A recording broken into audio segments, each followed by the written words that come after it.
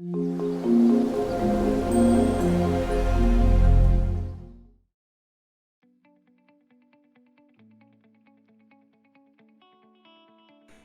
first I'm going to show you how to plant your own seeds with seeds from the supermarket, from vegetables you buy, how to make your own pots and how to take care of your plants. And we can do that together. I'm going to do my batch, you're going to do your batch, and you can follow along as I take care of my plants. You can help, you can see how it's done and grow your own plants at home and grow your own food. And then I'm going to show you a short tour of the garden and to give you an update on what's happening there.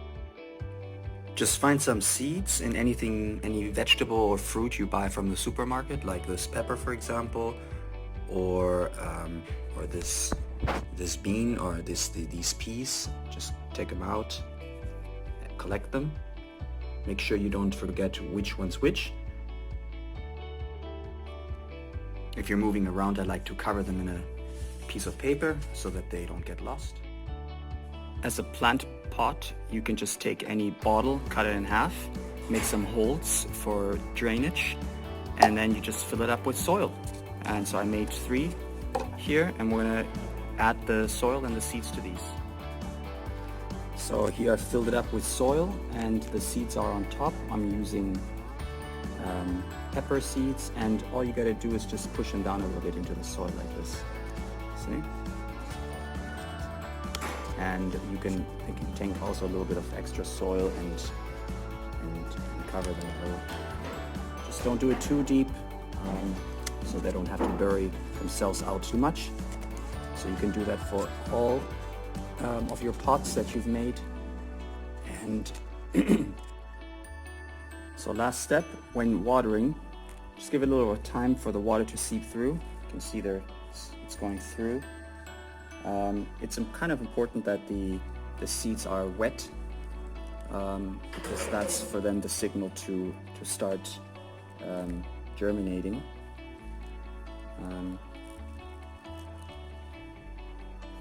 You're gonna have some flooding. Don't do it like me, but actually do it inside some container like that, so that you don't make a mess out of your parents' kitchen.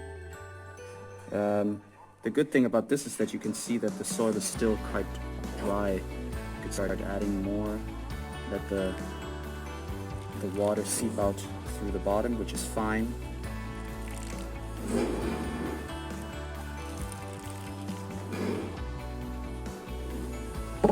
And yeah, and just remember to water them every other day.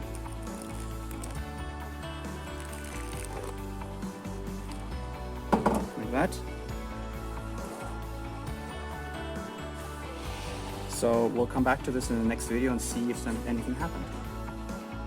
And obviously you want to put them somewhere where there's a lot of sun, so that the plants know that it's time to grow. Seeds follow the sunlight, so if the sunlight a little bit shines through the soil, they will know in which direction to grow, and so they'll come out. So let me give you a quick tour of the garden.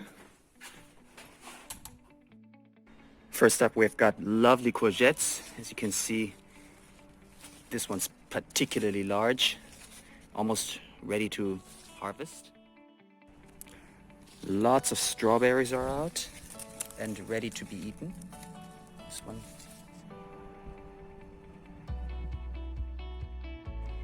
Here we've got some blueberries. They're not ripe yet. And over there, some red currant, not red yet, and some gooseberries in the back. Almost not quite there yet. And over here we've got some beautiful peas. Here we've got beans, and as you can see, there's all this black stuff is an infection, or like a pest. These are black aphids that suck on the nutrients of the plant, so they dig into the liquid parts of the plant, the phloem, and they suck out the nutrients. And so what they do is they kind of start slowly killing the plant by just sitting on the stem. But we have a solution, and that's the solution. So we got some ladybugs. This is a larva stage of the ladybug. And when they get large, as they grow, they eat those aphids, and they've been eating them over the last few weeks already. And without them, this whole garden would have looked very differently. So the ladybugs really have found their way across the whole garden. They're everywhere now, which is really, really good. They're like the police on the garden, making sure that the pests don't spread. This is a so-called insect hotel. The idea being the insects can climb through these holes and protect themselves against the weather, if it's too hot or too cold. And the idea is that we don't need to buy them every year. We can just have them stay over there in winter, and then they can go and eat the aphids in spring and summer.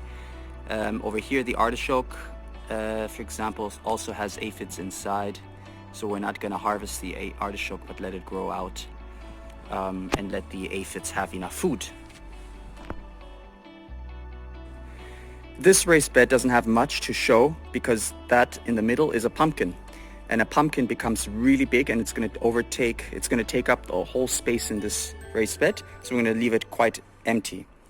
Same here, over there, there's the next pumpkin.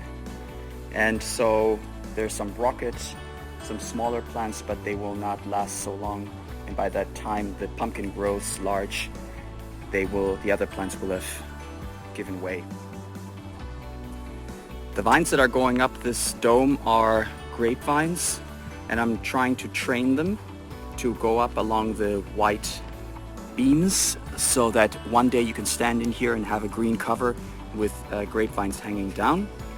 And they're doing quite well. They just need a lot of training with strings and showing them the way. See here? Where is it? Here, for example, they were told where to climb and where to go along. Here's some onion.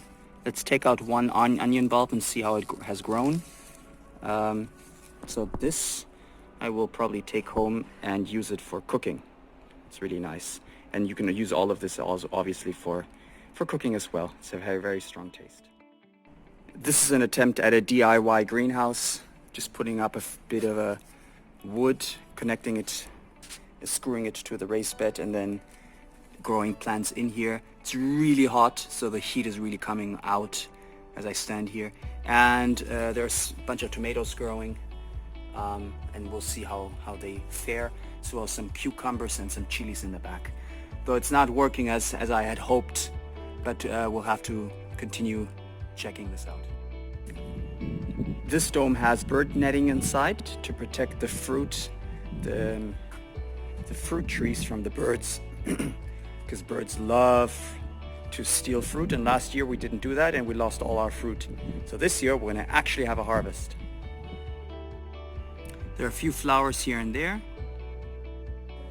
I wanted to show you guys this as well. This is the hydroponic system, as you know, and it's been growing amazingly.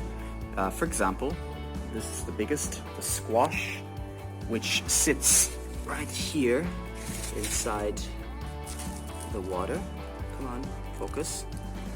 And the stem goes up, second level, all the way up to third level, and actually goes over here and up. So the root system is so large that it actually clogged up the drainage here. So I had to, the roots were coming out of here into the bucket and collecting in the bucket. And at some point this was so full that the water couldn't drain out, which caused the leakage which you see there. So I had to cut back on that.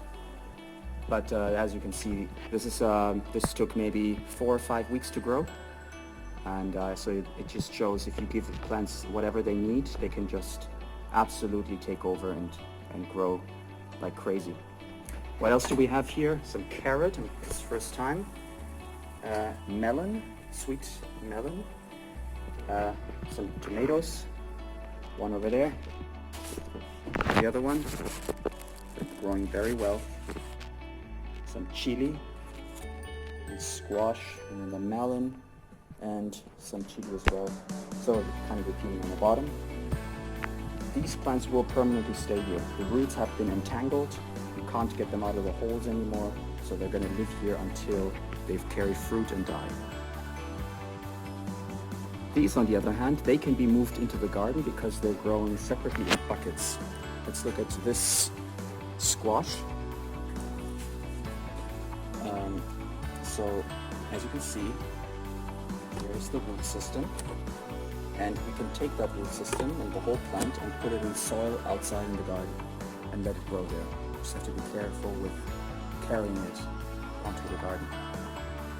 The same goes for here. Although they're separate plants in the same bucket, we can separate the roots if they're entangled. In here, they're completely fine, but over here maybe, let's see, we have to separate the roots, which can be done manually, which is fine. And here are more seeds growing for the garden. These are all tomatoes, and as soon as they're big enough, we can put them out onto the garden.